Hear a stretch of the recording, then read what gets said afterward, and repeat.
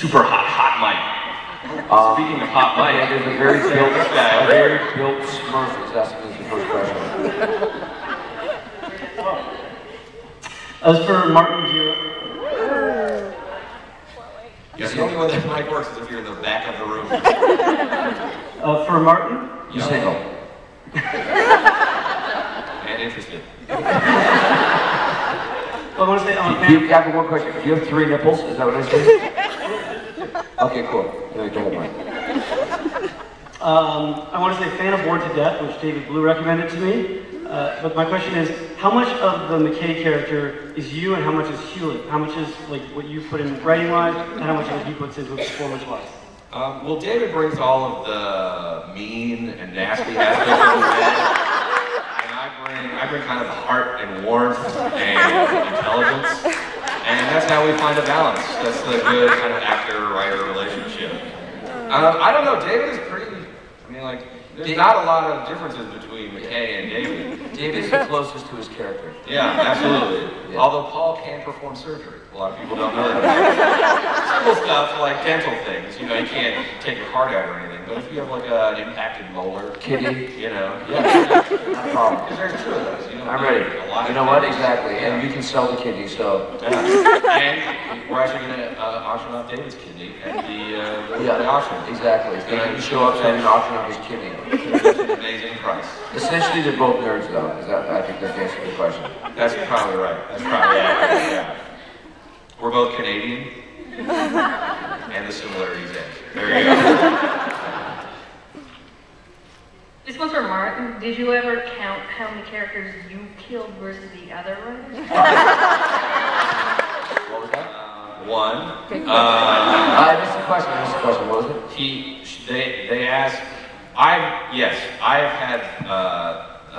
What's the opposite of privilege? What is the opposite word of privilege? Burden, sure. I've had, unfortunately, yes, a lot of characters have died in my scripts, but, you know, I mean, I don't want to, you know, as a team of writers, you know, decisions are made. It's no fun, and I apologize for murdering your characters. Thankfully, I did not actually murder Paul. Paul is very much alive and well and thriving. Don't answer me. You guys got up close to Paul McGillon? That's late at a Dragon Con. Late night Dragon Con. Anybody else? That's it? Okay, well guys, this has been a pleasure. We're going to wrap it up now. Thank you for coming in. Hi. How hard do you get the choice to introduce a new bad guy, a new alien race or anything, or is it a collective? That's a great question, thank you. In writing, you know, 7 years of Stargate, I've never. Mark, go ahead. Okay.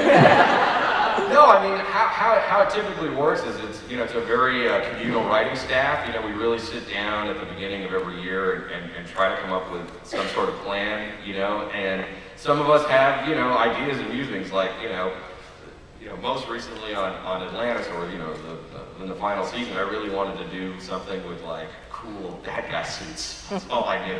And that, so out of that kind of came out of the evil Asgard, and then we found a way for it to work. And then sometimes people come in, like when Connor came in as Michael, he was so engaging, and that was such a great episode that we're just not idiots. We're fans of the show too. You watch a performance like that, and you're like, oh, well, we got to bring him back. We got to figure out a way to have him be a presence in the show. And so it's kind of organic. It's like if you were in charge of Stargate. We just get to see the shows a little earlier than you and decide, oh man, that's awesome. More of that. Yeah. Hi, thank you for coming, Martin and Paul. My question is for Paul. I like how your character has grown over the run of Atlantis. At the beginning, you had your disastrous seat in the chair, yelling to everybody. But then at the end, in Enemies at Gate, you were sitting in the chair and you flew Atlantis to Earth, and you saved, I guess, the situation. So what do you think about Carson's arc and storyline from beginning to end? Well, thank you. Initially when we first got the chair used to have these, I don't know if you noticed, but in the first season the chair used to have sort of like silicone that you'd sit and put your hands in. It was like this kind of like, basically like a silicone breast. For research, yes. And so all the crew guys, everyone would sit in the chair, they're like, oh, that's nice, right? And then all of a sudden, I think after season 3, it's hard plastic. So you're like, or the silicone breast. By the way, it's an important lesson for you ladies out there who are thinking of getting silicone breasts. They do harden. They harden. They do harden it quite substantially, and you know. Poor gentlemen, I don't mean to. Sorry, I don't. Go ahead.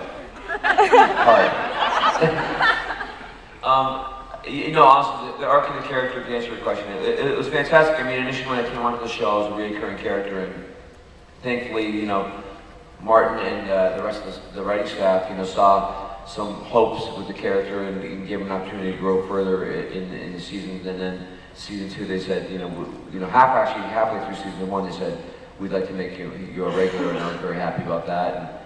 And then, yeah, it was great, and a lot to do with the fans' response to the character. So I think when they see something, to answer the previous question, they run with it a little bit, see what the fans like, and they're like, let's give some more Beckett, let's give some, obviously more McKay, you know what I mean, and that type of thing, when it grows exponentially. And so I think the character had a great arc. I mean, the fun thing about playing the character is that a lot of comedy, a lot of drama. I think he wears his heart on his sleeve. At the same time, I think the comedic aspects he has, especially with McKay and Beckett, was a lot of fun. Martin wrote a lot of those episodes. I remember in the episode Duet, I tell this question, Martin's like, Paul, came over to, yeah, exactly. Thanks for that.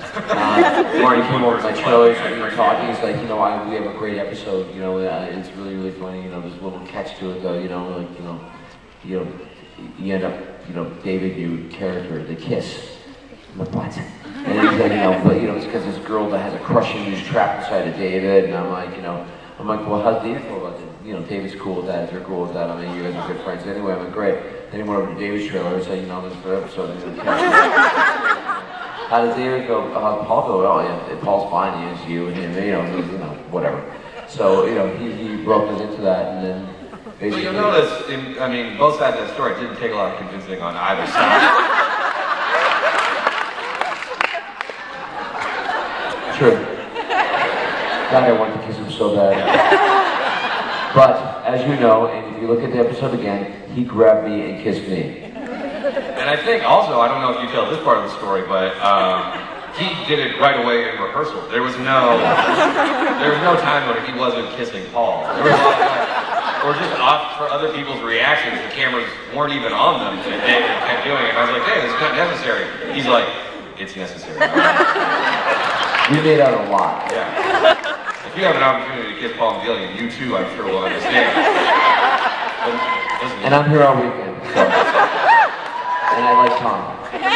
Not like that. Well, maybe a little bit. But these things happen, and it's for the arts, and that's why I do it. How are we doing? How about over there? Hi. Hi.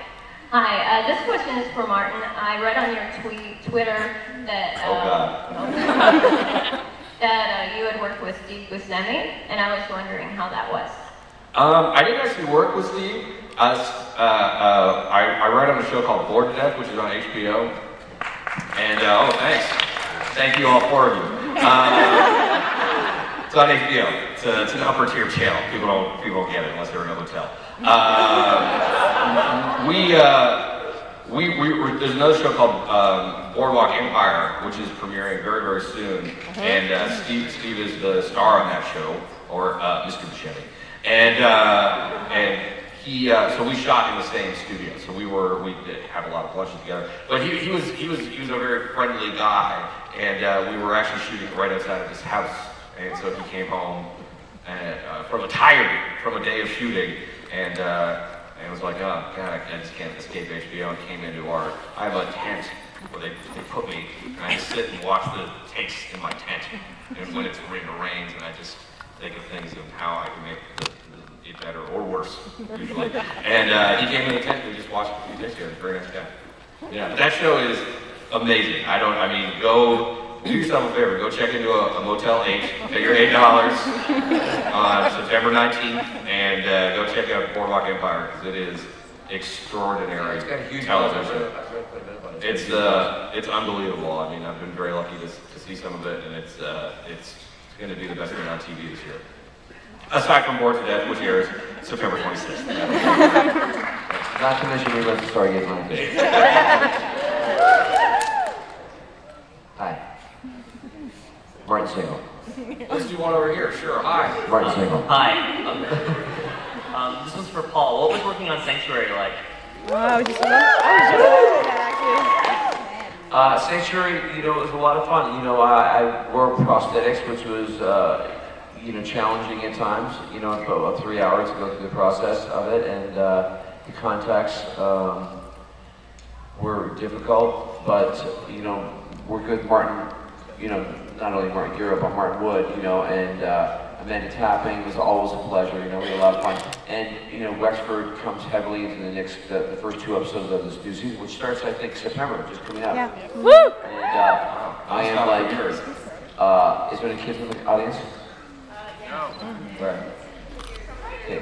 I'm a cheeky bastard extraordinaire. That's why we love you. Yeah, but the character's really, it's completely different than Beckett. I'm just, horrible character. So it's a lot of fun to play that kind of villain, in the show. So it was a blast to play, and work with the green screens and that sort of thing is really interesting. And the prosthetic was, it's interesting because you have no facial movement. It's very, you're kind of like, your face. You think, often when you're acting, a lot of it comes with your expressions, and with this, when you're covered prosthetics from basically here down, it's very emotionless. So it's challenging as an actor a little bit. Thank God Martin coached me on weekends, I call him. Yeah, absolutely. Because he was bored to death. Yeah. And a lot of people don't know. I mean, I played Danger Beckett on the show. Beckett's, younger, handsomer, more successful brother. Great accent. Yeah, great. Thank you. Excellent accent work. So, Paul comes to me for acting advice a lot. It sounds so good. So yeah, Sanctuary was a lot of fun. We'll see what happens with the character. You'll hate me after episode 2. Hate me. Nah. But not me, just the character. No one talks back yet. No. Don't love me. Martin. See, that's nice for you. You can be like, no, it's not me. It's the, I have nowhere to run. I can't be like, that wasn't me. That's just the writer, Martin. Exactly. Yeah, it's such a jerk, right? Well, it's a character I play when I write. And he's the one that does all the bad things, and they convince him to do some nice things sometimes. How's it going over there? My question was for Paul, and it's not actually my original question, but are you auctioning off your kisses this year? Are you auctioning a kiss this year? Oh. Auctioning off your kisses this year again. Maybe on the cheek, love. Thank you. I love Dragon Con. The auction one, you got one for free.